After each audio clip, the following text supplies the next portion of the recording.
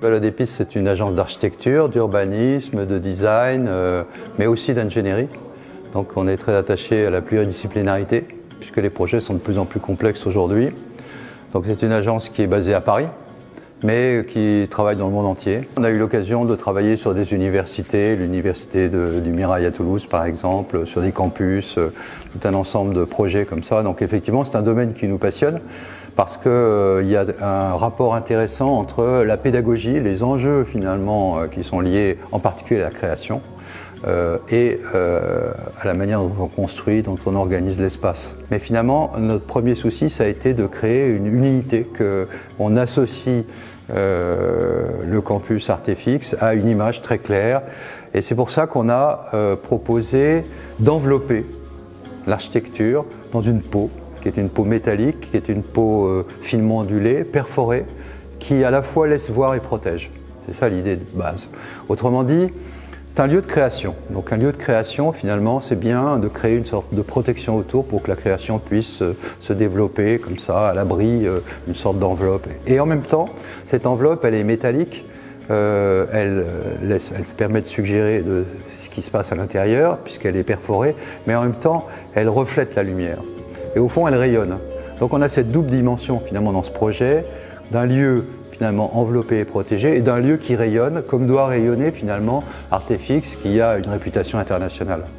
On organise l'école autour d'un atrium, c'est-à-dire que c'est un lieu qui a une forte unicité, et c'est un lieu aussi où on compte sur la pédagogie de la relation entre les gens.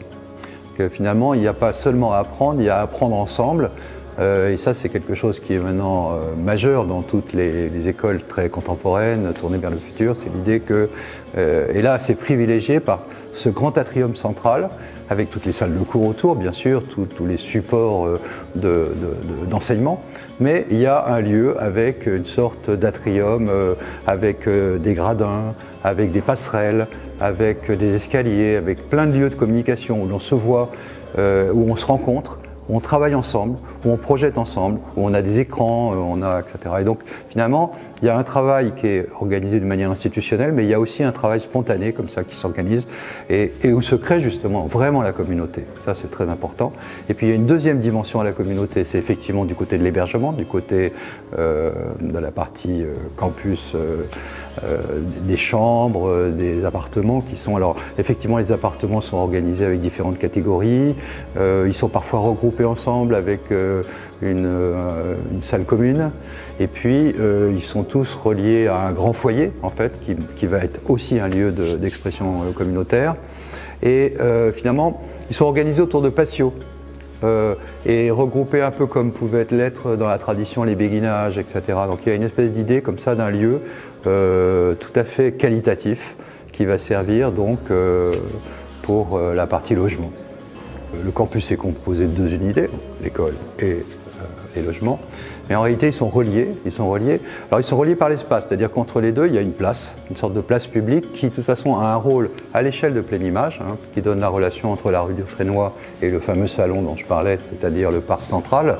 Et là où vont se regrouper tout un ensemble d'activités d'ailleurs. On aura une boutique, on aura une cafétéria, on aura le foyer, on aura l'accès public par exemple au cinéma. Artefix, un architecte ne choisit pas de travailler sur un projet. Finalement, il est choisi. Donc on a été choisi, on en est très heureux et on a répondu vraiment positivement parce que c'est un sujet qui nous passionnait. Le monde du cinéma, le monde de l'image numérique aussi.